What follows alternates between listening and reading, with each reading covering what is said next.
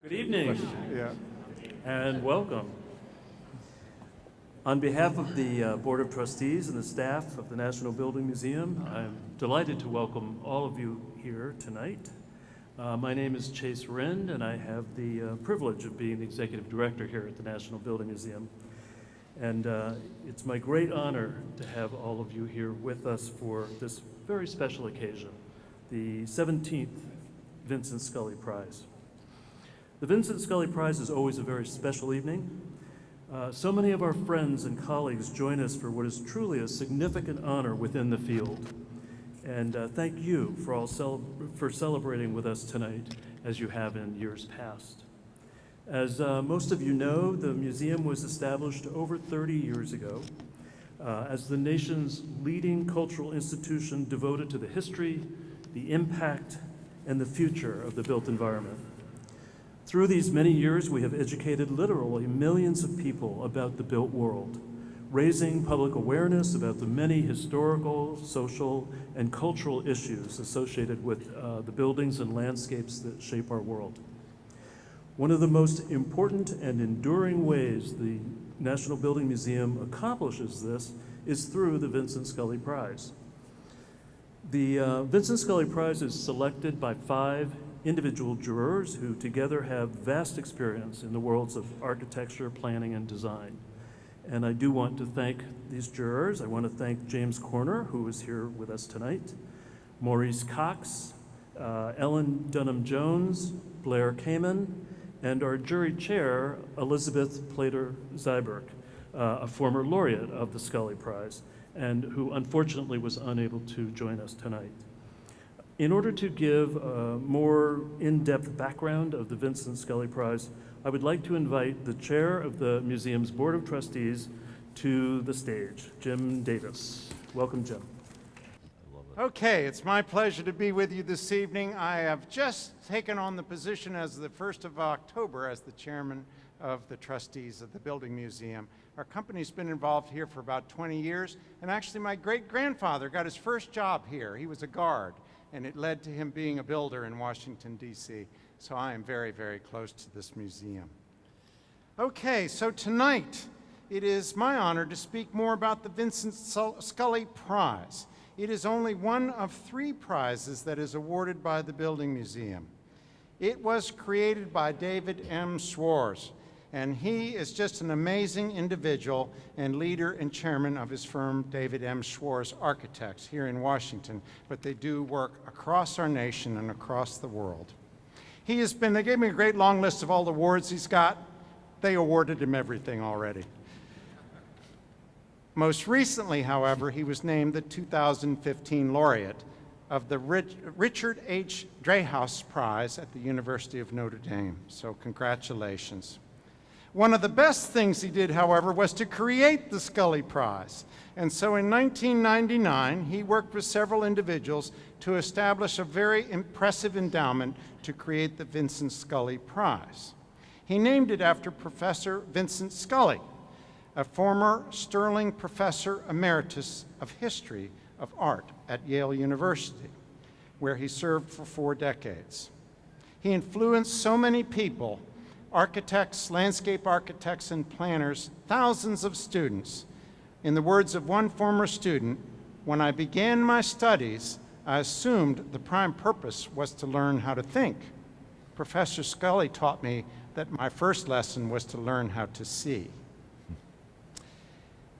In honor of Professor Scully's work and a way to extend his legacy, David created this award. The purpose of the prize is to recognize exemplary practice, scholarship, or criticism in architecture, landscape architecture, historic preservation, and urban design. David has served as a juror for many, many years, and he and his fellow jurors have selected so many outstanding individuals, people like Jane Jacobs, His Highness Aga Khan, Phyllis Lambert, His Royal Highness the Prince of Wales, Robert A.M. Stern, and many, many others. This museum, David, is incredibly indebted to you for creating this award and bringing such outstanding talent to be recognized here. You have spent countless hours because there are so many capable people in our universe, but to find those select few to receive this award takes an extraordinary amount of time. And so with that, I would like to ask you to come, and you get to go up there, but to come and be recognized. And David, we just thank you for creating this award and leading it and being part of it and all the amazing things that you do. Thank you. Okay. I might tip over yet. Watch your toes.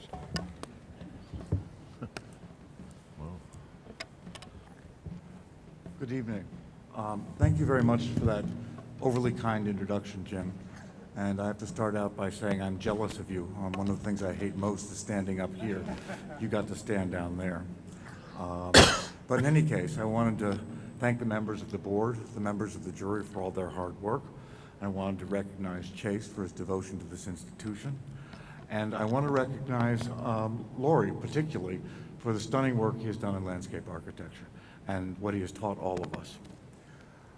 And most importantly, for me at least, I want to recognize all of you in the audience who have an interest in the built environment and who have championed it for so long.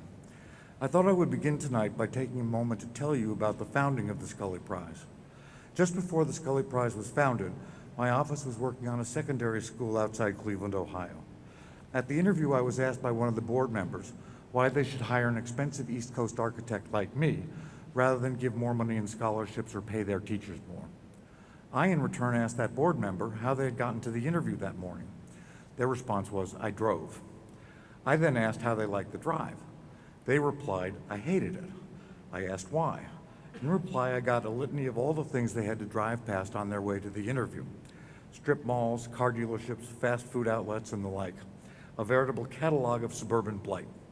I then asked, if so much of the built environment is so bad, at what age do you think we should start teaching our children about the built environment so perhaps they can do better than we have? I thought through that experience, combined with a conversation we were having here at the Building Museum about how to honor Vincent Scully, and the idea of the Vincent Scully Prize emerged. The point of the Scully Prize is to make people more conscious of the environment we make for ourselves and to help facilitate improving it. We believe that by honoring those who spend a good deal of their lives thinking about the built environment and giving them the money and the opportunity to create new and original pieces of work, we could add to the dialogue and raise the profile of these conversations. The prize has honored a diverse group of people from a wide variety of professions, so as to recognize and highlight the multiplicity of professions and skills that go into making the world in which we live. Unfortunately, one of the glaring omissions of my time as the Scully Jury Chair was to fail to recognize somebody in the field of landscape architecture. Fortunately, Liz and the current jury have rectified that. That brings me to the focus of this evening, the 2017 Scully Prize recipient, Laurie Olin. Laurie is one of the most renowned landscape architects practicing today. He studied civil engineering at the University of Alaska and architecture at the University of Washington. He worked for several firms before heading out on his own in 1976. Both his designs for Bryant Park and the Washington Monument were open to great acclaim. He's responsible for the master plan of the American Academy in Rome and was the landscape architect for the Getty Center. I shan't go into a further recitation of his many projects, as the list of them in his official resume is over 27 inches long. On doing so would consume far more time than I have been given this evening. But as you all know, the Scully Prize is not a prize for practice. Rather, it is to recognize significant contributions to the intellectual conversation about the built environment. Here, Laurie excels as well. He has taught at a half dozen schools, is currently the practice professor of landscape architecture at the University of Pennsylvania, and is the former chair of the Department of Landscape Architecture at Harvard University. Again, if one looks at his official resume, one sees how active he has been in furthering our understanding of landscape architecture, and that his list of lectures and symposia is over 55 inches long. Clearly, he's more than qualifying him to be a recipient of this award. I am fortunate that my office and the Olin Partnership have had the opportunity to work together on several projects over the years, which only adds to my pleasure in being asked to introduce Laurie. So Laurie, if you will please come to the stage. Ladies and gentlemen, I give you Laurie Olin.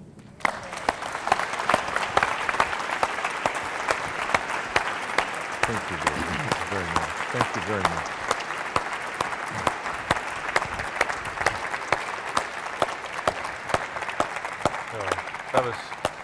That was very nice. Thank you very much, David. Is the mic working? I guess it is. That's good.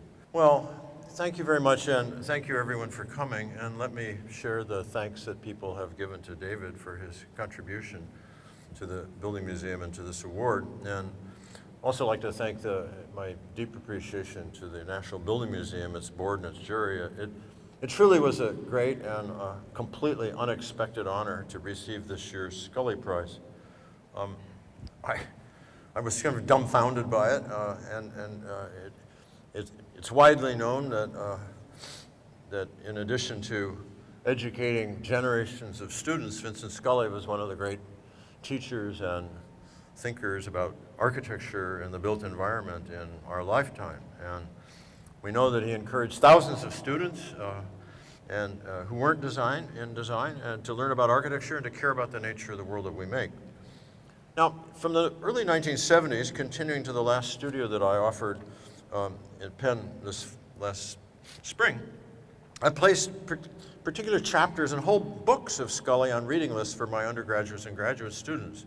I can also say that my office, a library, has a number of well-worn copies of half a dozen of his seminal works.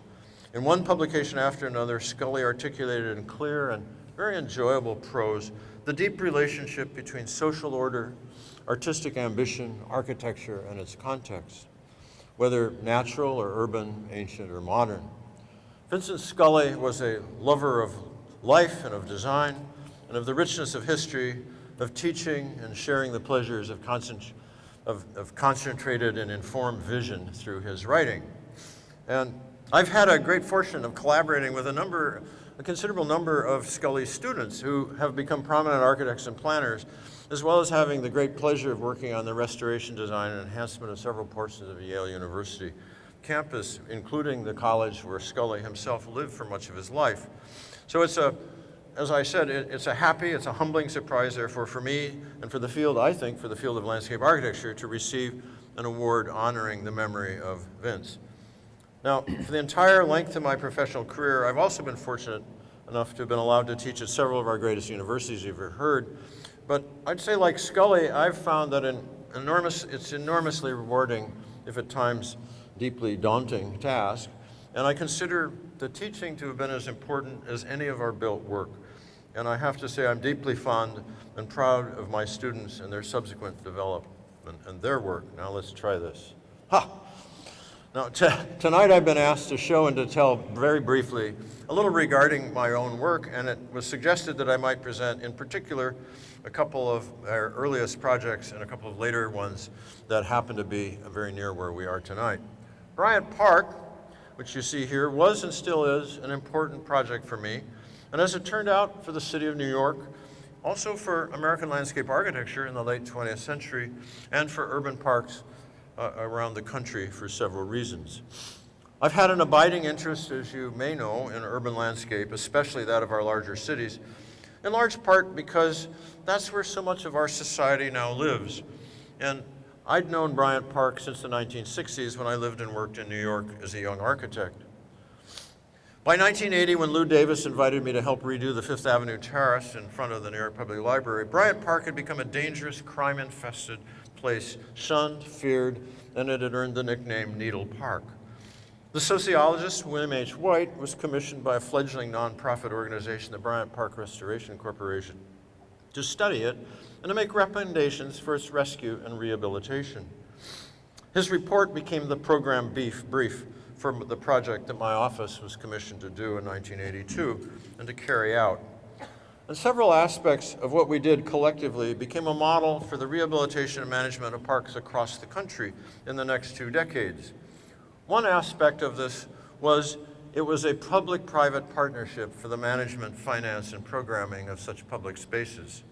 The second, put quite bluntly, was the skillful design and insertion of facilities to support middle-class use and involvement, combined with the creation of easy access and sight lines, a sense of openness and free movement along with areas of intimacy and public assembly within the park, all the while rebuilding it in a rather robust manner and presenting truly handsome, aesthetically pleasing features, especially attractive seasonal planting. This project was about as dramatic in its transformation as can be imagined. For all the remarkable disruption, the physical sequence of events that took place, our goal for the end project was that it should appear calm and resolved, and that there be a quiet seamlessness that I usually try to work toward in our projects.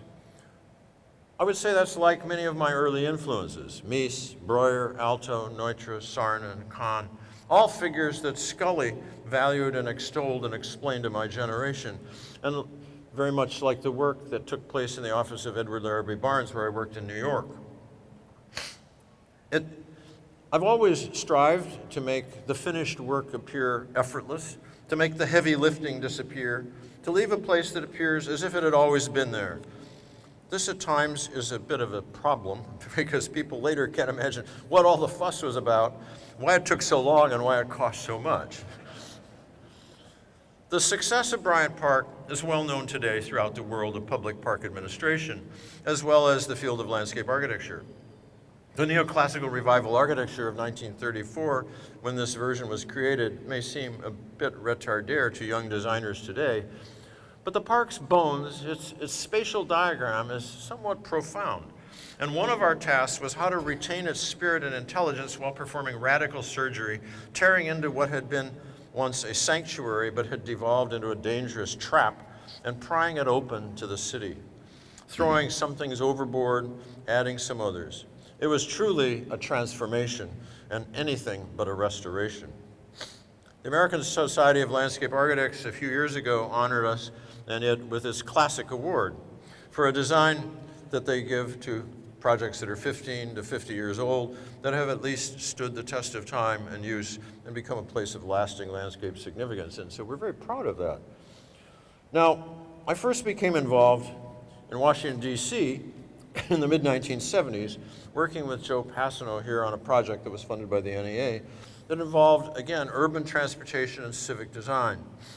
In doing so, I became acquainted with the historic and governmental core of the city, which was in a process of revitalization. It was clear that the idea of renewing and enhancing struggling resources at the heart of our cities needed to be applied to public spaces, to public streets, to parks and plazas, as much as to buildings. A few years later, when Rusty Powell became director of the National Gallery of Art, he decided to pursue Carter Brown's earlier ambition to build a sculpture garden on a decrepit site immediately west of the gallery. The idea of making a public garden, something beautiful with major works of art that would provide a respite from the National Mall that was also in a state of near ruin at the time, was appealing and quite a challenge. Beginning work, I asked about the sculpture to be exhibited in the garden so that my partners and I could create appropriate outdoor spaces for them. The curators told us that the gallery hardly had any major sculptures at the time. They were to be acquired. We should just make a nice garden and they'd figure it out as they went out and had some acquisitions. So Dennis McGlade, who's here tonight, and I, and a couple of others, we set out to make a variety of spaces while rebuilding a broken central basin that had been created earlier by SOM, along with one of their pavilions in a circular alley of struggling lindens. Well, rather as in Bryant Park and our other projects, we completely took the place apart and we put it back together in its current form, reducing the size of the basin and bringing in considerable soil and plants, stone for the terraces and for the walls and the columns and the basins, plus mechanical works. We built a complete waterworks to support the fountain and the ice rink in the winter. And one of our consistent attitudes has been, in project after project, is to strive or to err on the side of generosity, to produce landscapes of spirit and of amplitude. Things that, it's like, it's more than you would expect. Well, while paying close attention to where we are, of course, the sense of the genius loci, of where you are, what the nature of that place is, that each project draws upon from its particular location. In this case, surrounded by some great works of neoclassical architecture. Well, the sculpture garden is intended as a place to see major works of art in a sympathetic setting on the one hand, while on the other hand, it has had to appeal to people socially, and it has become a very popular spot, as many of you know, one that is a respite from the vast open spaces of the mall, especially in the full heat of summer. So regardless of season, the National Gallery Sculpture Garden has become a very well-used place. So much so as to require a fair amount of upkeep, which points to the fact that when we talk about sustainability, we aren't just talking about physical materials or money or energy, but also we're talking about an emotional commitment on the part of society to preserve and maintain things that we value and we wish to keep, that lift our spirits and enhance our lives. Well, I have to admit that I have a fondness for this particular project, especially for the diversity of intense experiences it offers within a very tightly organized and very relatively small space. I'm happy to say that it worked out well in my view, both socially and artistically. People flock to the garden in summer for jazz concerts, in the winter for ice skating, but also in all seasons to experience and consider a superb collection of art. Well, my next experience here in Washington was that of rebuilding the grounds of the Washington Monument for the National Park Service. We're all still suffering from the outfall of 9/11, which I happened to witness, as you see in these sketches, while riding on a train to New York that morning. As everyone can remember, it prompted a paroxysm of fear and immediate hasty security barriers all over the country. Rubbish went up in front of everything in the civic realm, almost disappeared. Those that sprang up all over Washington, D.C. were among the clumsiest and ugliest, among the most hideous and damaging to the public realm that occurred anywhere. Criticism of the state of the landscape at the Washington Monument was constant, and it was fairly fierce. And the monument itself was engulfed in a secondhand Jersey barriers, and it prompted the National Park Service to initiate an invited competition to create some sort of security features for the monument. I asked a friend and colleague, the prominent Washington architect Warren Cox, who is here tonight, to join me to help with a piece of subterranean architecture for screening visitors who wished to ascend into the monument. And a month later, we were fortunate enough to win. The landscape that one finds there today is the result. Well, in beginning to work, I found out, however, that there was more ailing on the grounds that fall in 2001 than just a bunch of ad hoc crash barriers. Also, as we often do, I wondered if there were clues or precedents that might help with thinking about this unique and highly public civic space. My concept was quite simple, and it drew inspiration from two precedents. Olmsted and Vaux's design for the U.S. Capitol grounds at the other end of the mall with its subtle grading and its low granite walls, and the tradition of the ha-ha in the English landscape parks that I'd studied and written about a few years before in my book, Across the Open Field. Basically, I reshaped and rebuilt the hill, surrounding it with a low granite wall that is parted in several places to allow people to pass through and to then spiral up the hill on paths that allow for those with mobility difficulties to use as well as everybody else, rather than the straight and steep and rather clumsy and no longer legal paths that had existed before. We scraped away, and it's hard to see in this upper drawing, I'm sorry it's a bit washed out, but we scraped away a lot of junk that had proliferated on the grounds, surface parking lots, a concrete block hot dog stand, and some truly nasty bunkers for spotlights that badly lit the monument previously and provided it with huge clouds of insects. Once more, we completely tore things apart.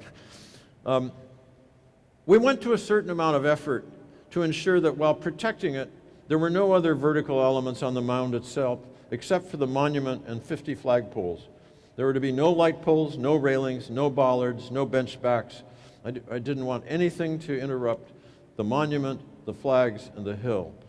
It's a purposely minimal solution meant to emphasize the monument open and inviting to circulation and to views in all directions. This was the vision we showed them. Stayed up all night doing that watercolor just like an old-fashioned architecture student. Barely got it done.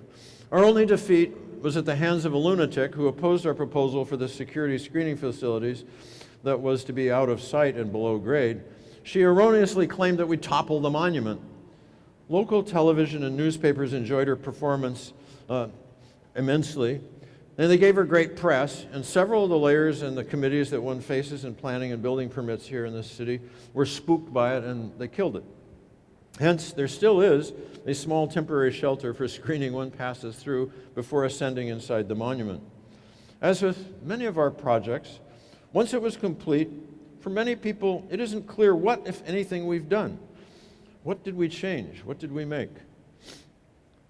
As elsewhere, people, they just, is that it? Sort of, there it is, you know. This is the monument, the hill, and the flags, you know. Everything else went away.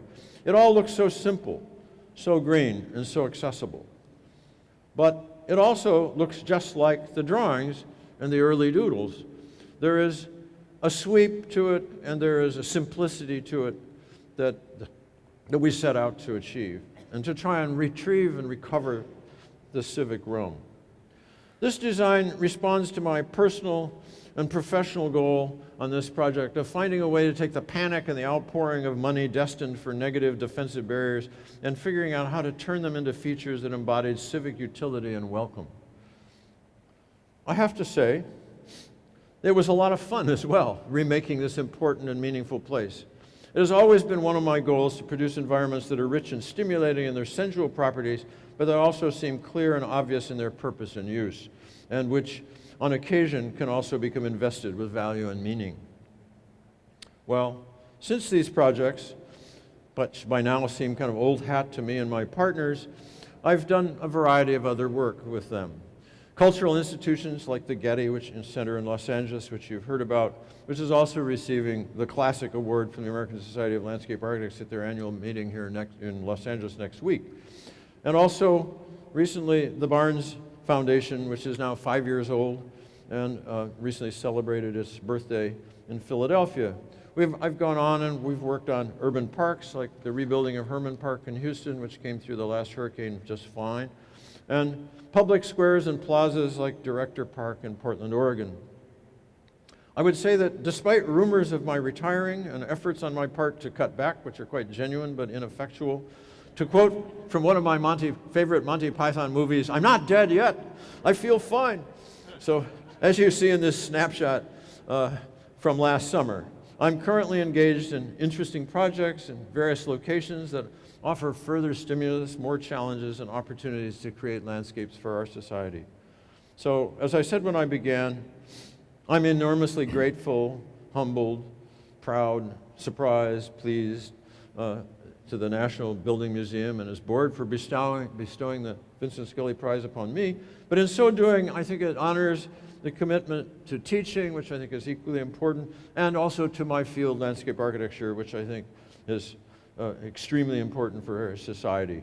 There are, in my view, a whole number of my peers who are easily as worthy or more so than myself. So on behalf of all of us, thank you very, very much.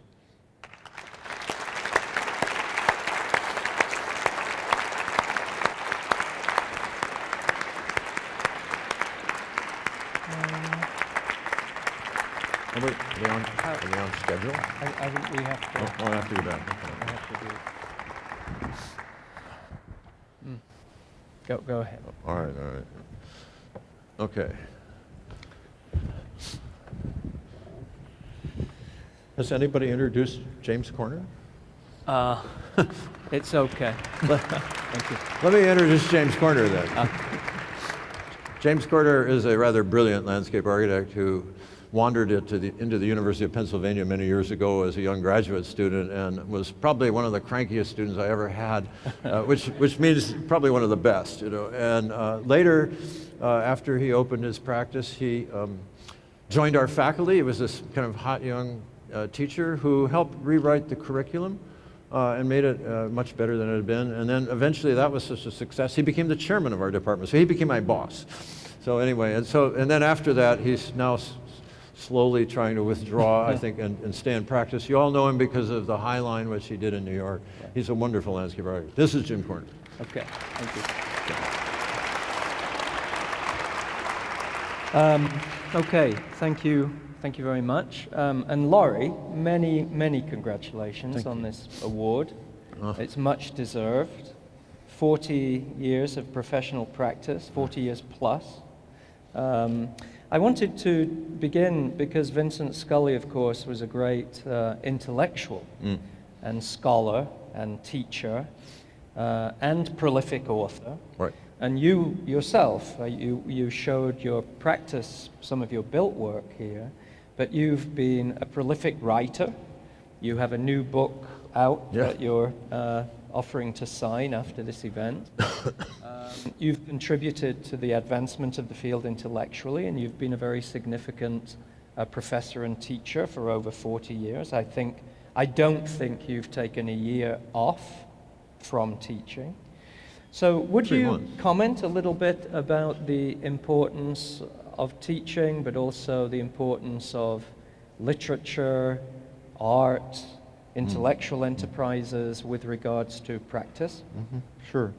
Well, first to say that I've never taught when I wasn't practicing, and I've never practiced when I wasn't teaching, which is not normal, but that's also true of yourself, I think. And it's honestly, one has to say, one of the more stimulating and difficult things you can do, teaching. It's tiring. But it also, in order to teach, you have to think of what do I know and what's going on. And you spend a lot of time not only just trying to stay ahead of the students, but to actually understand yourself what you're trying to do and what the field is about. And in the course of that, you learn a lot. And I have to say that the students are stimulating, but they are also something you need to help push and drag along and show them things that you're enthused about and explain why, and then they tend to push back and say, prove it, show me, etc. And it does feed into the office in a way. We end up hiring some of the best, as you know, but also the theoretical ideas that one works on. If you go into a studio in most graduate schools and see what they're doing, you probably will have some idea what's going to be going on in the built world in 20 years. There is very much a incubating of new ideas and testing things in a safe environment. And you've done that yourself in your own work. You pushed some ideas very early on that now other people, they seem sort of normal to people, but they weren't when you were beginning and when you were doing them with your students. And so I would say that the other thing is that, trying to get people to think about ideas outside of the utility and the mechanics of their field and engage the concerns of their society, the ideas, the ambitions that people have had through time. And that's what Scully did in his teaching when he talks about the great works of architecture, and that's what you and I have tried to do with students, is to get them to, you're not looking at history because you're going to copy it, you're looking at it to see, well, why did people do things and what did it mean? You know, why did they do that, not something else? And what should we be doing? And that, we learn a lot from other arts. We do. There's some arts that aren't, what would we say? Our burden is we're a practical art. We're like architecture. You could be sued. That has some. You can't fall down. There's other things. But that's not an issue with painting. It's not an issue with poetry or music. But there are things in poetry and music and painting that are enormously inspiring and informative about our aspiration or about form or about sensual properties that stimulate our animal. So in many ways you are, and the jury deliberated this a little bit, that Excuse me, sorry. the Scully Prize is not so much for built work, but really for the intellectual contributions to the field and to the cultural enrichment in terms of cultural understanding. You were a professor of mine in the early 1980s. And I remember you giving lectures on work that you were doing at that time, which included Battery Park City in New York, for example, as well as the restoration of Bryant Park. I wonder if you would just comment a little bit on differences, if there are any, between the nature of projects and the nature of your work in the 1980s and what we're doing today, and the sort of clients and the nature of projects and the reception of our work. Are there different issues today? Are there different challenges today? Or is it all much the same? No, well, the more it changes, the more it stays the same, but it's not true. There are differences in process and there are differences in content, I would say, at this point, that are important to know about. One is that the happy days of being able to reflect upon things and take time because it would be a while before you actually saw the client and you were sending things by mail or by bus or something like that. When faxes happened, things started to speed up. The next thing, of course, was electronic transmission of things, the digital revolution. And the digital revolution has changed practice in ways that are not necessarily beneficial. It allows us to do things we never could do. We can do them faster, we do all kinds of stuff. But also there is a genuine impatience on the part of clients and the general public. Like, I sent it to you yesterday, why haven't I heard from you today? You know, it's like, where is the answer? And you know, where is the time to actually work and think? So there is a process thing that our ability to do more faster has made it harder for people to slow down, stop, and think about what they're doing. And I think that is an enormous difference. And it's not true of everybody, and it's not true of every moment, but it has had an impact that when things stall, take longer, you actually can come back and look at them. I have some projects that have been painfully slow, and they're better for the slowness. It's like slow food as opposed to fast food. You know, there is a big difference. And landscape architecture is sort of the slow food of design anyway. So, but one of the things is that, so we're trying to do work that is in a way an old tech kind of stuff, you know, shovels and earth and plants on the one hand, and on the other hand we've got algorithms to cut stone that, you know, we send it to the quarry, there's no shop drawings, things go back and forth. We can do things, so the process is sped up that has had some effects that are beneficial, very much. I mean, we can do stuff that used to be very hard and slow, but it also has taken away, I think, a kind of calm reflection of the studio and of the drawing over and over and saying, oh, this is not quite right, it doesn't feel right yet. That doesn't happen. You go click, snap the line, it's done. You know, and people think those computer drawings are done. They think they're designs, but they're just actually very quick digital things. That's right. You know, and some of the work you see around you looks like computer drawings, and that's part of the problem. So that's one thing. So there's a process thing. The other thing is, I would say that there are some differences in what we're doing as landscape architects. When I entered the field, landscape architects weren't involved in cities very much. I mean, Halpern had done a few things, and Expo had done some stuff, and they were like these little islands doing urban work. No, but today, the field of landscape architecture is completely engaged in urban work around the world, and that is something that I'm proud to say our office and a few other offices helped make happen. We worked on urban things at the scale of the problem in the 80s and 90s. And so landscape architects today, I think, are much more engaged in urban problems. It's kind of like, what was it, Willie Sutton, the bank robber, who, when they asked him why did he rob banks, he said that's where the money is.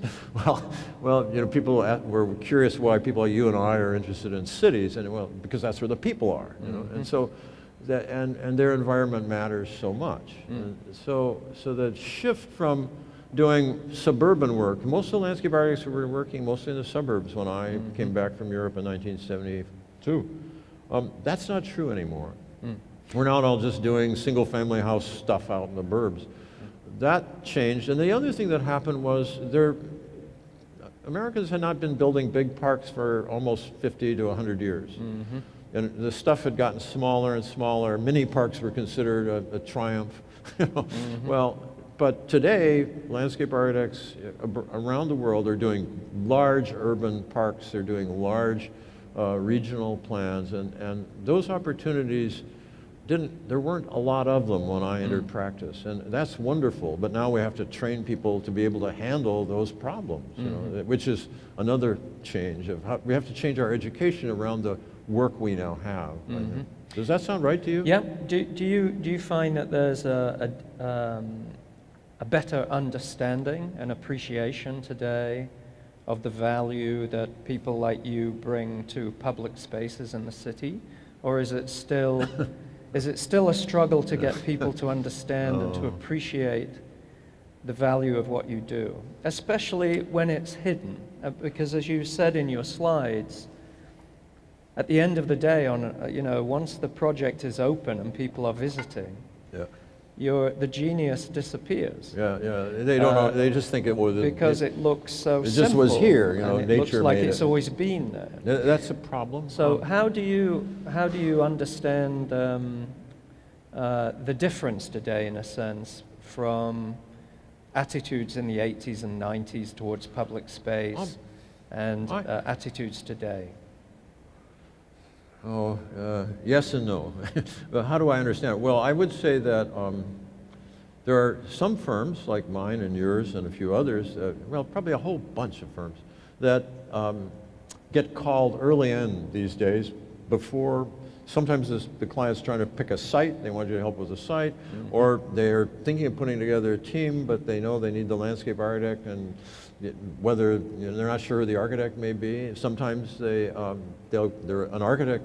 Quite often today, architects will call us because they want to go after something and they think they better get us to go with it because they won't get it. So I would say that the field of landscape architecture as a field is more prominent and is more successful in some ways with other professionals and many clients. However, there still is a general bias that, it's about trees and bushes somehow, and clearly it's not. It's just like, that's like saying architecture is about bricks and sticks. Well, it is, but it's not. And I would say that I've had the good fortune, and some of my peers have, through our work, people now realize they better call right away, call early, it's like call Saul, right? But one of the things is that, but there still is a general notion that too many public agencies, too many clients still will call just an engineer first, then maybe a lawyer and a developer and a builder, and then they might think of an architect, and then down the road somewhere, landscape architects. And I would say an awful lot of development still takes place. It's like so much development takes place without architects, so much takes place without landscape architects. I think almost every public agency knows that they need to deal with the landscape. Quite often it's mandated as part of a general plan or something, but it's some days I'm very optimistic and other days I get kind of depressed. Now, excuse me, everybody. Vincent Scully, plus you and I, we love public spaces in cities. We love the parks and the squares and the courts, even the streets. And the waterfront. The streets are too important to leave to engineers. But it hasn't, especially in the United States, it hasn't always been so optimistic. That there have been times or periods where public space has been looked at very skeptically. Well, that's another. It's expensive. It's still working. It's filled with homelessness or with crime or with drugs. And then there are other periods of time. I think we're just coming out of a great period of incredible optimism and enthusiasm and ambition for public space in the city. But I'm beginning to sense a sort of a retreat again from public space, again a sort of a retreat to a kind of skepticism. In your 40 plus years of experience, you surely have seen these ebbs and flows in terms of a positive attitude towards public space and a skeptical attitude toward public space. Absolutely. Where do you see the next few years going? Well, if we can get through what we're suffering nationally at the moment, which I'm not going to dwell on, but the people who laugh know what I'm getting at. Well, the regression and fear of others has had a terrible impact upon our society as well as upon the public realm. And clearly the fear of crime, the fear of others, the fear of terror, etc., has had a very negative effect on public space throughout the world. And I've spent years struggling trying to get people to realize that homeless people if you make a space so homeless people are really uncomfortable and don't want to be there, no one else will either. You know? and that, you know, if you try to make a space that's really nice for the middle class, the upper class will come and use it, and so will the poor people who, you know, have nothing. The people who might smell a bit or might be, you know, dodging certain problems with legal agencies. They might be welcome there too, and they would be a bit diluted by the general population. So I've always argued about trying to produce an open society and an open environment, and it's a struggle. And I referred to it as a few of the remarks about the Washington Monument. At this point, there's a couple of cycles. One are the economic cycles. There'll be these booms where everybody's too busy and just people are profligate in the work they do. And then there's these kind of economic downturns like we had in 2008 that affect all jobs and all that, crisis of confidence. And political crises of confidence, of course, have a terrible effect upon government agencies who are some of the more important clients. and the notion that private corporations would end up with something that I'd call something like security envy, where just to go into an office building, you have to go through security now, for God's sake. You know, I mean, this kind of barriers everywhere. It's not good. And so that has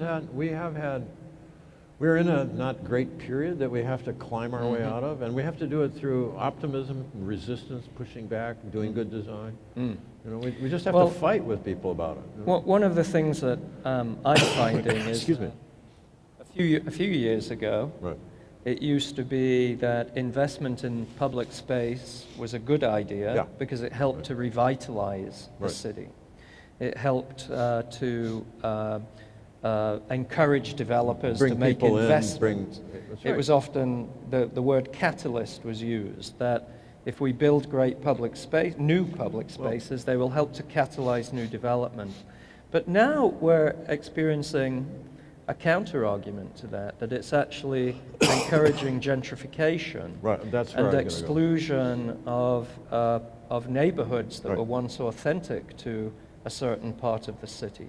How do you reconcile the design of public space with issues of equity and gentrification? Well, I think you have to follow Olmsted's lead again, as we often do on many things, and say, no, you have to have a generous public realm for the health of the total population, period. You start there. This is about health, this is about the population, it's about an open society, and we need good, healthy spaces for the citizens to come together in public and enjoy each other's company. In order to do that, you have to spend some money and you have to build things very well.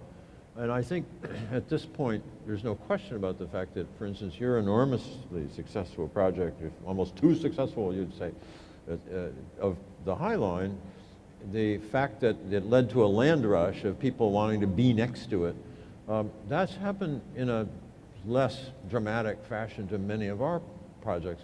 Whenever we did a really good park, what happened was there was this all around it, the property values went up, the new hot singles bars appeared across the street, you know, people wanted to be there, and it was good for the city, good for taxes, good for other things, but it did lead to, in some cases, the displacement of a population that had been there before, or people who had used the space that was very threadbare.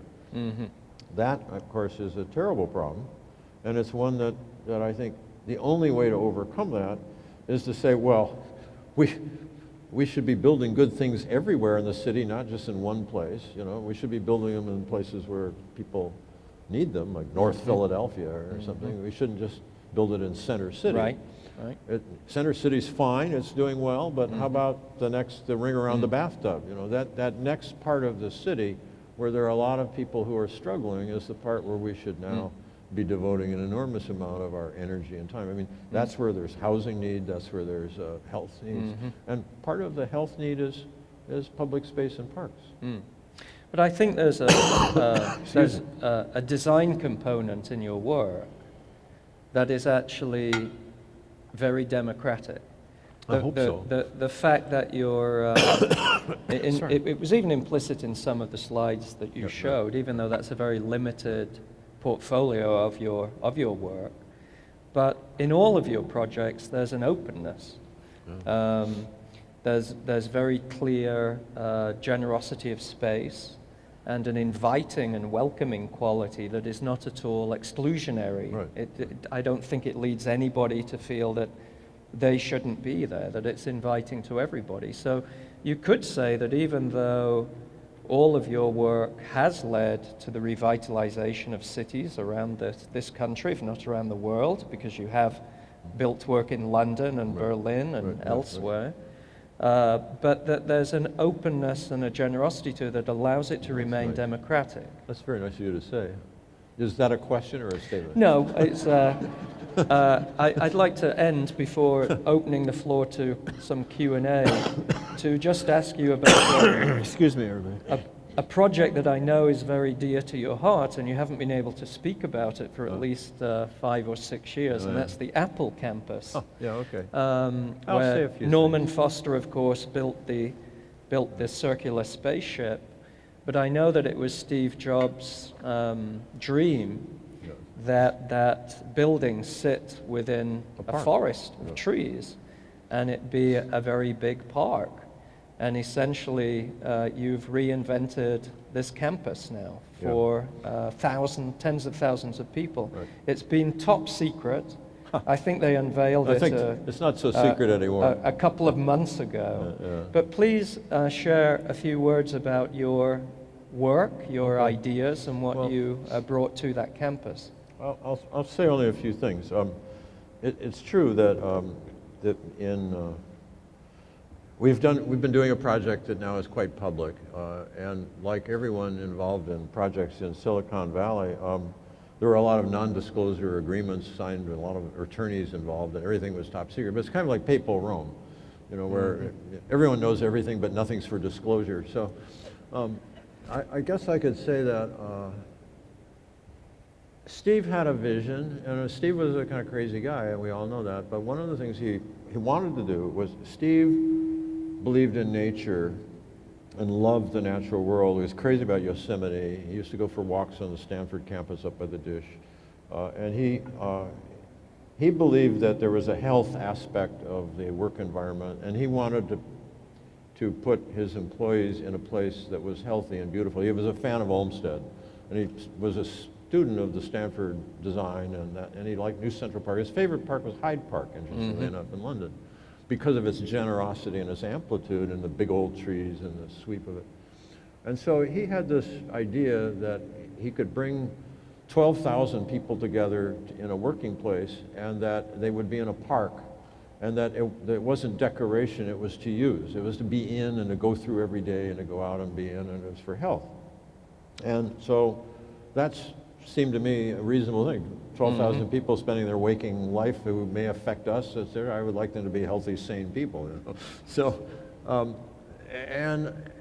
it also meant that one might be able to think carefully about this long-held belief that cities and nature are in opposition. And I believe they could be put together. And so the notion that you could have 150 acres of trees and meadows, a pond, orchards with 800 fruit trees with stone fruits and orchards and apples, that you could have that as a working environment in a city with people on a site that used to be all parking lots and 2-story buildings at Hewlett-Packard. In other words, it took a traditional suburban office park and said, no, it could be a real park, and it could be quite urban, but it's also something else.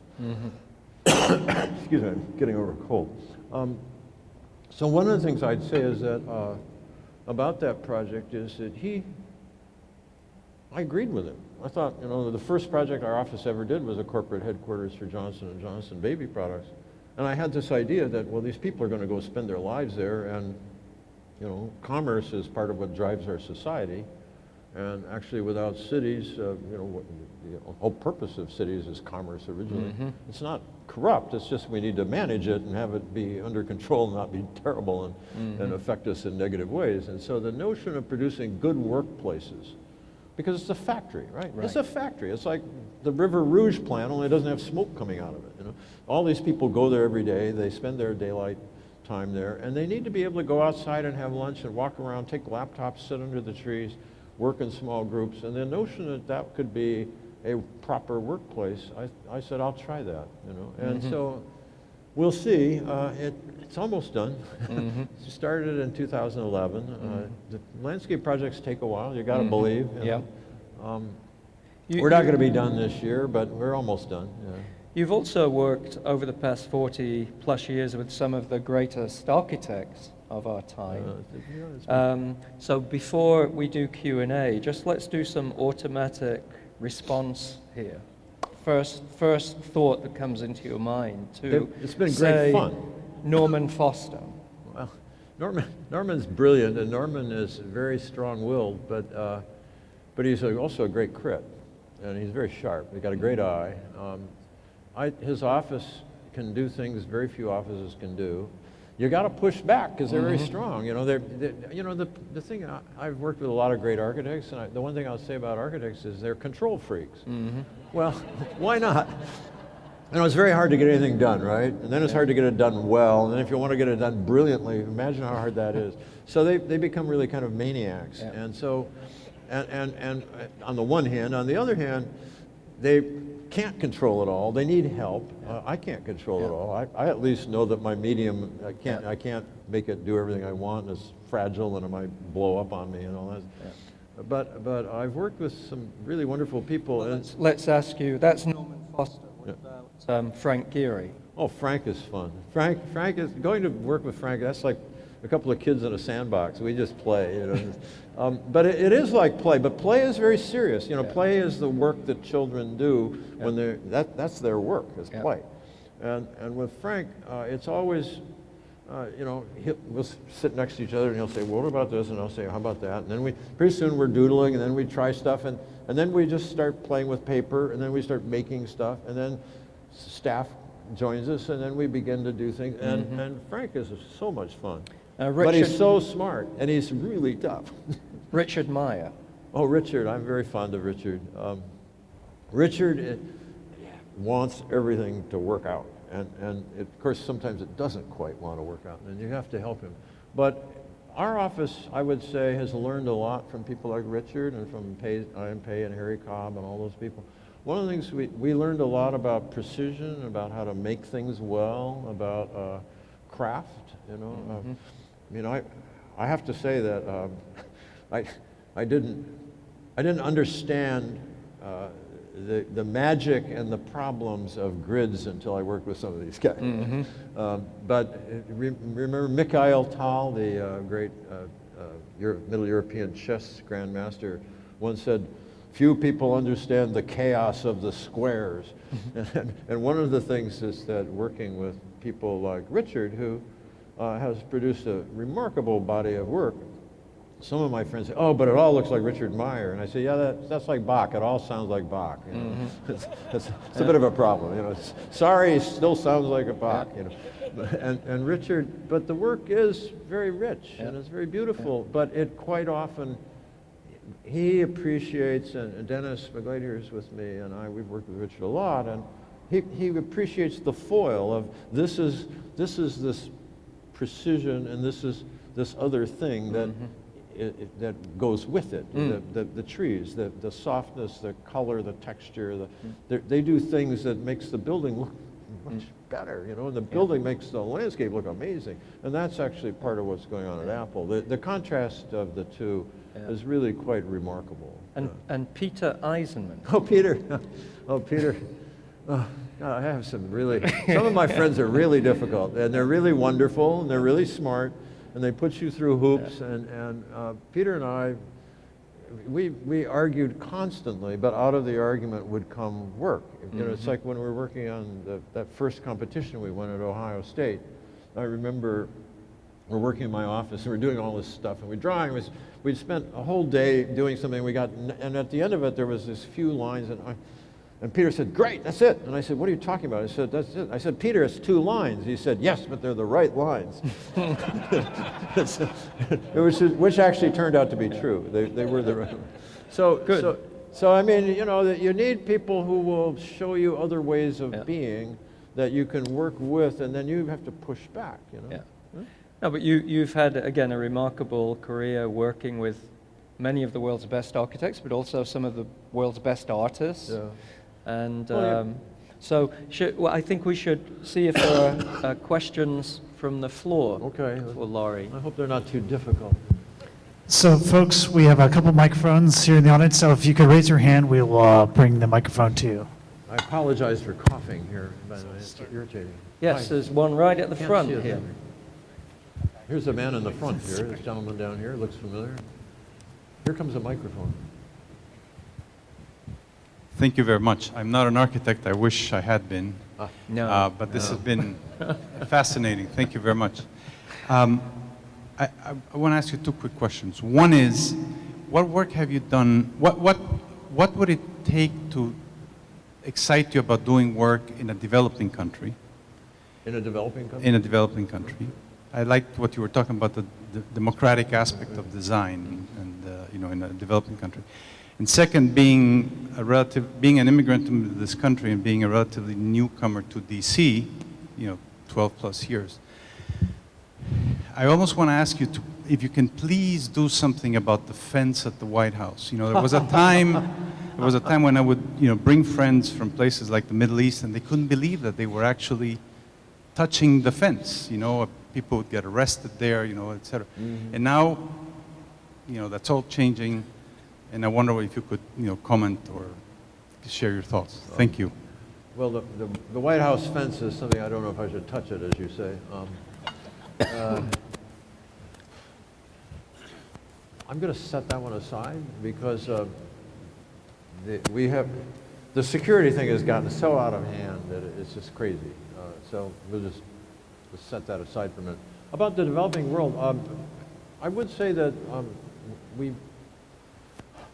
the only housing Frank Gehry and I have ever been able to do wasn't in America because people won't hire us here to do it because they think we're crazy and too difficult or too expensive or something. So we've done social housing in Germany.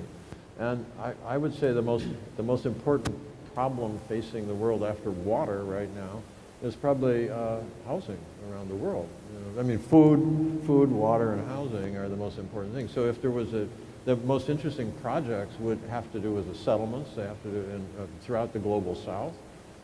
Whether you're in Asia, Africa, South America, or somewhere.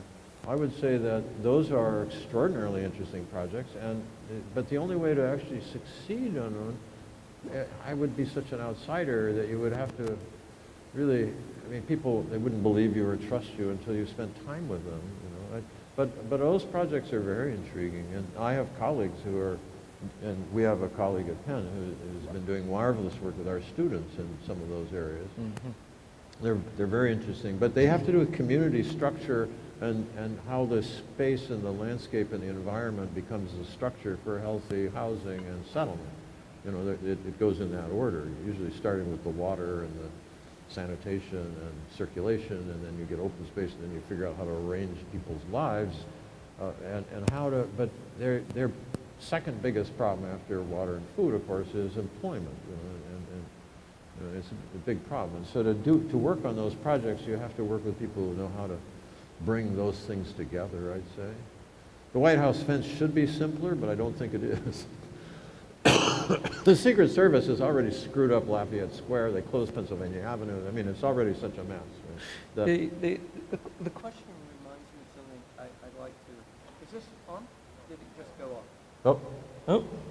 That I want to ask you actually, because I read this in the New York Times a few weeks ago as an op-ed, saying the problem with Houston was that it was completely unregulated, it was unplanned. It was a bunch of New York speculative developers who went to, who built a city in a marsh. Right. It should never have happened, but free market economics and unregulated development led to that. And the op-ed contrasted that to San Francisco, where you can't do anything. So they have a housing problem, Yeah, they're short. and they really need to build more housing. But the NIMBYism has created such a stranglehold and a strong regulatory environment that you can't do anything. How would you comment on this tension between the unregulated environment, whether that's at the scale of public space or at the scale of city planning and development, and overly regulated NIMBYism, almost a form of populism, and this tension between, say, Houston and San Francisco as two cities that you might do a project in? Well, I have done work in both, as a matter of fact. Well, I think we need some order and some regulation and some government, and we need some rules of the road. But people who are clever can always break all the rules and figure out how to get around them. But in San Francisco, it is a very difficult environment to work in today. Although when we did Mission Bay, it was a wide open free-for-all, and now it's built out. Pretty much the last parcel is now in development. And I would say that they're out of land. They filled it up. Mm-hmm. And in order to do anything, you got to tear something down and replace it. They're at a point kind of like central Paris or central London. And so the redigesting of themselves is the only way they can build more in downtown, on the peninsula. So San Francisco actually has that problem of being full, and they're full to the edges. Mm-hmm. And to do anything now, it's going to be an overlay at some other scale or some other idea. It's kind of like, how would you say, Paris in the 19th century when Haussmann came in and did something. And in order to do that, or London in the 18th century, or Rome in the 17th century, the notion there's already a city there, and it has form, and it has meaning, and it has economics, and now there's this change, this shift, this next economic wave, this next. And at that point, the next overlay, how it works, you can't quite figure it out usually because we're usually in it, we're down in the grain. Is that like ants can't see the grass? Mm-hmm. So we have this issue, I think, of cities that are full, and when it comes to do they need redevelopment at all, or in what form and how much? How much more should we change Paris?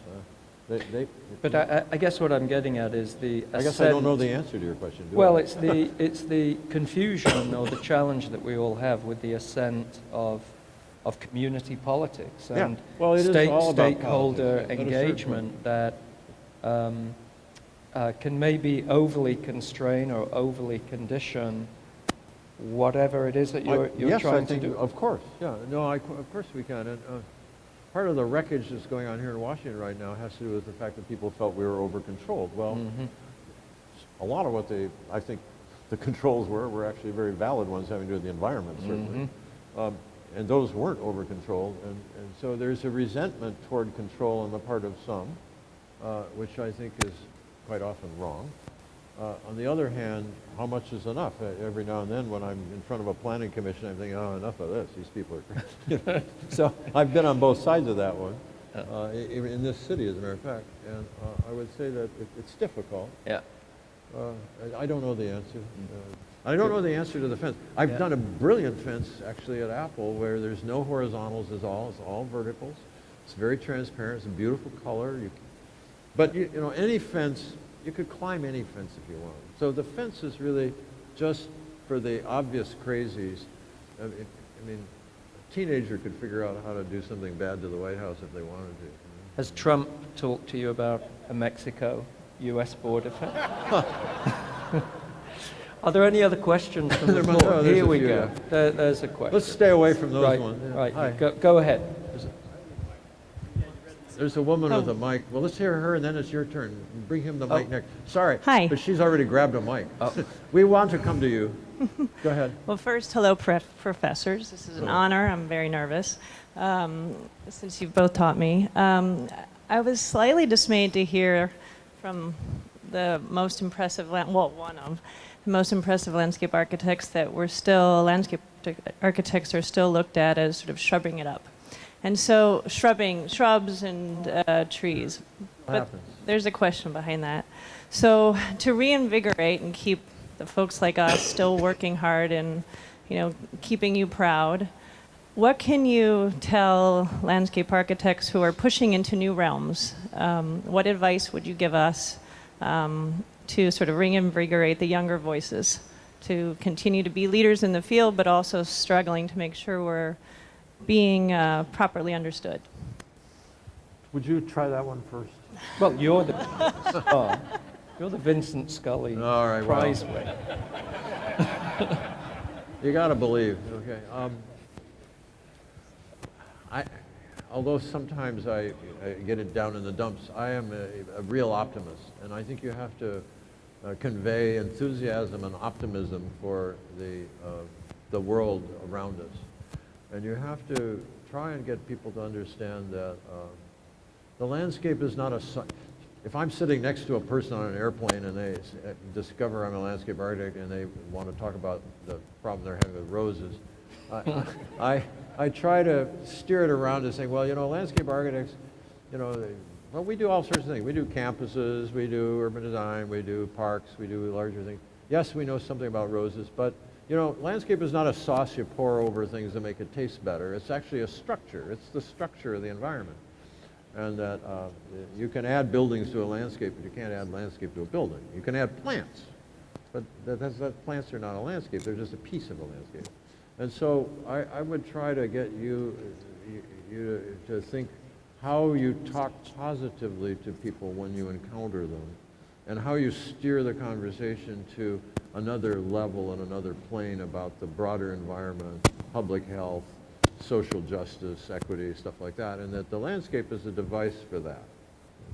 That would be I would try that if you can. Okay? Isn't it true to say that maybe in the 80s, 70s and 80s, talk about the environment was somehow out there, Yeah. that the environment was countryside or wilderness. Right. And now I think people understand that the city itself is an environment. That we're in nature and now. We're in nature all the time. You know, there's not nature somewhere and we're somewhere else. You know, we're part of it, and that when that dawns on people that they are part of nature and you're in it all the time, then the quality of it suddenly becomes very important. There's another now, this question. gentleman in the front who needs a here. microphone, let's help him, because he stood up and we were trying to recognize him, and then suddenly it was. Right. It was there you go. Hi. You've talked about the generosity of spaces, and you've also talked about control. Should landscape architects engage or not engage with the building of the wall on the southern border? The wall? Oh, you The mean this wall. thing, the ridiculous idea? Thank you. Well, Jim? It's yours. Okay, I Political disapprove. question. I disapprove on environmental and ecological grounds. It cuts across the Sonora Desert, it cuts across the Chihuahua Desert, it separates people on one side who we call Mexicans, and on the other side we call Native Americans, and they're the same people.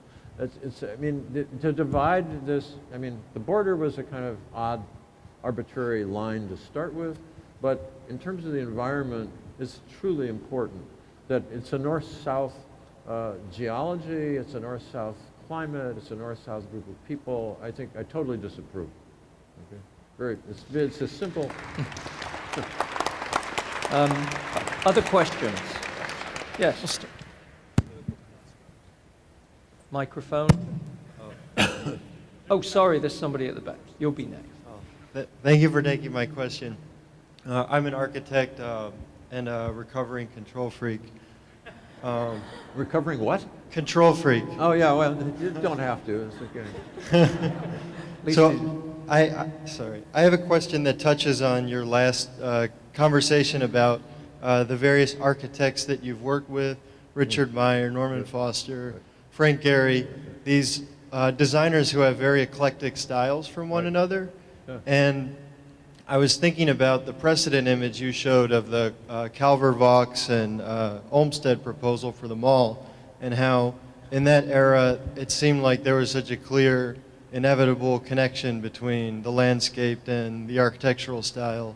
I was wondering what you think the possibility exists for a similar unity to exist today, and what role landscape architecture has in facilitating that unity?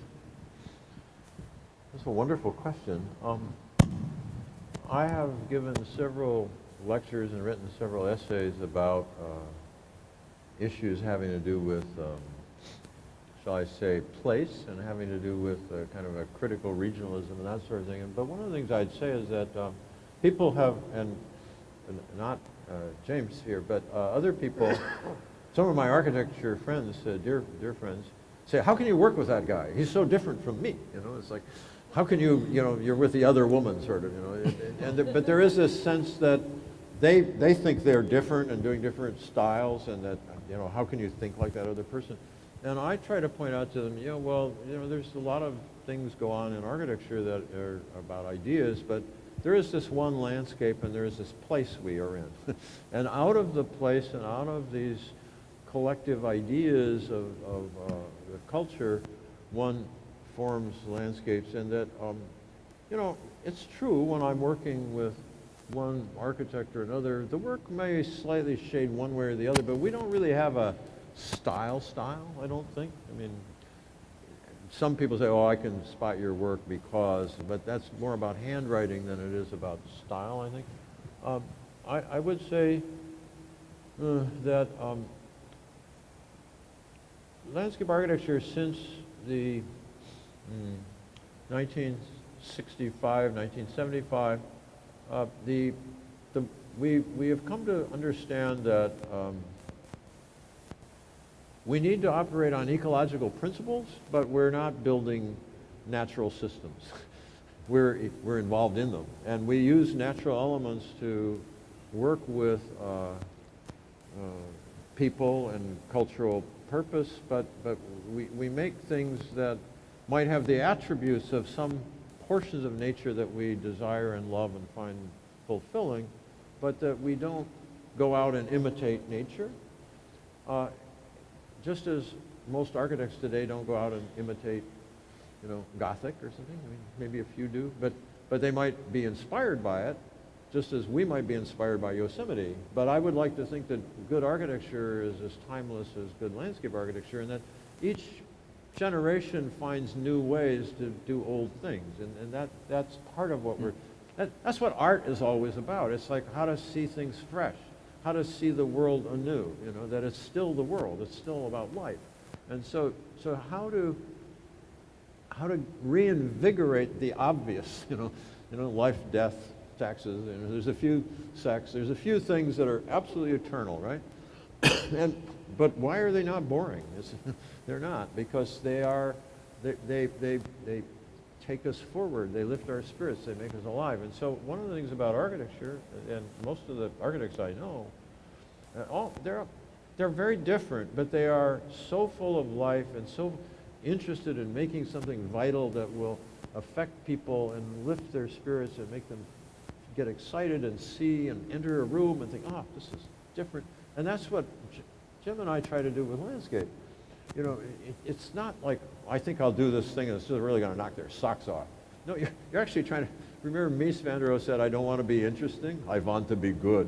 And that notion that you want to figure out what is the opportunity here to do something with these really usually kind of fundamental old stuff.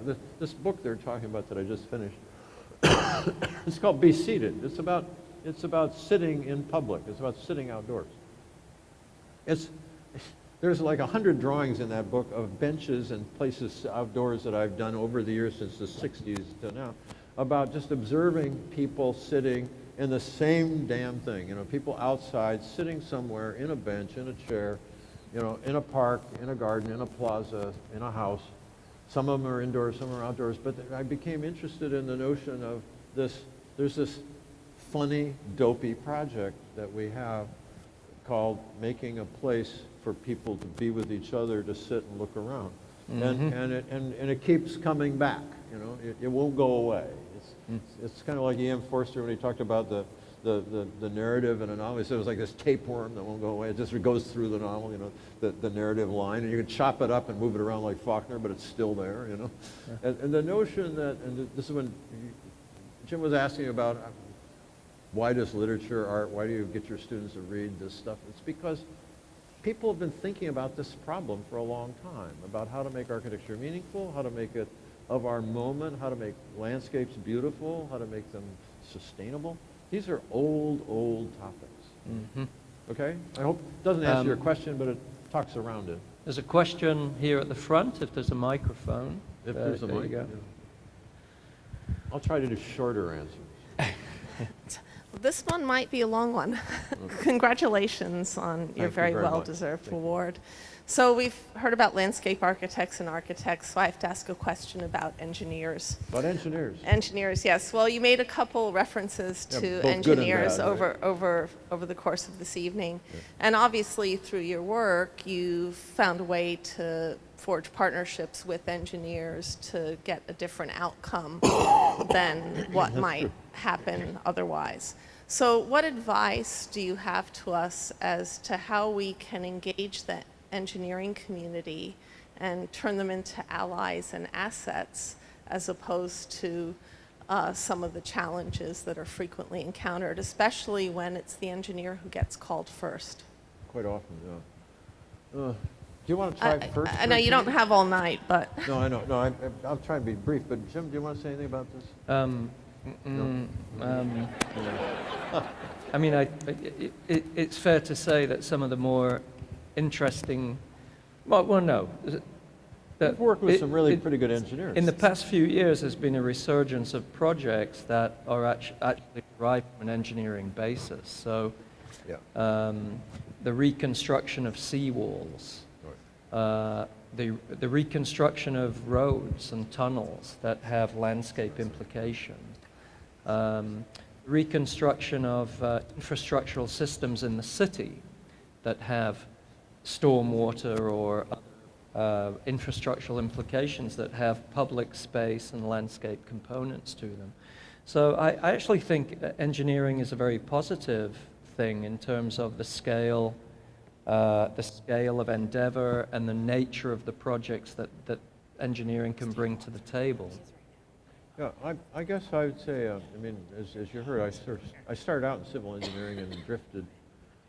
And a lot of our work is fairly seriously grounded in tectonics of engineering, no question about it, is certainly at that level. But one of the things I'd say is that we've worked, well, back up. All projects that we've done, that he's done, that most of our colleagues have done that are of anything beyond playing in your backyard are coming out of collaboration with other disciplines. We have to work with not only people in our own offices, but with people in other disciplines. And some of the key disciplines, of course, for us are civil engineers and structural engineers. And infrastructure, as Jim said, I made a joke that is a line I got from Joe Passano saying that, you know, streets are too important to leave to traffic engineers because they're the principal open space of every city. And yet, if the traffic is totally dysfunctional, then the streets are totally dysfunctional. And so clearly, one of the smartest people I've ever worked with is a civil engineer who helped figure out how to make the traffic work at Columbus Circle. Because circles, roundabouts, the whole concept of a roundabout is the traffic keeps moving and people, therefore, you know, it comes in and never stops. Well, how do you cross that? You can't cross it. But if you put traffic lights on it, then it's not really a circle. Does it work? You know, it's kind of a mess. And leave it to this guy to figure out how to make the circle work as a five-way intersection. And now it works like it's never worked before because the guy did the math and he figured it out and said, no, we need 3 points, not 2, not 5, not 4. He figured out how to do that. And I find working with really good engineers is always stimulating, it's always fun. I mean, there's a couple that we're very fond of that we worked with for many years. And like hydraulic engineers, we can't function without them because of our fountains and waterworks and all that stuff. We need people who really understand the movement of water, the machinery, the pumps, and all that sort of stuff, and they're brilliant. And for instance, when Pete Walker was working on the project at 9/11 with Michael Arad, one of the problems they had was how are they going to do all that water because there's so much of it. And that was their fountain designer from Toronto who figured out that if they did, instead of just having water come over in a sheet, if they broke it up with a comb, so that they only had like a third as much water coming over with these teeth. It would form a sheet, and then they would have so many tons less of water they'd have to handle. But you know, the landscape architect and the architect hadn't a clue how to do that. And so we desperately need to work with really smart people. When we get an idea, we need to work with people who are smarter than we are about a lot of stuff.